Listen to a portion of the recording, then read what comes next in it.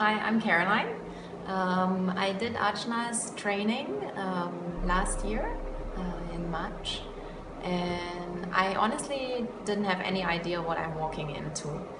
And that was strongly related to just not knowing very well myself, I guess, at that point, which is why Ajna to me has been opening Pandora's box in a way. It helped me, the training helped me to access and connect to my inner self, to my feelings, by using the beautiful method of muscle testing, which is an undeniable feeling if your body communicates with you and lets you feel.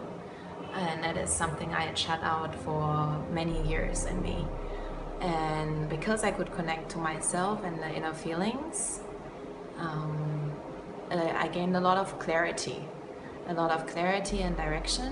Where do I want to go to? Who do I want to be? Instead of holding on to perceptions or behavioral patterns that the past had put upon me. So for me, this was a really liberating experience.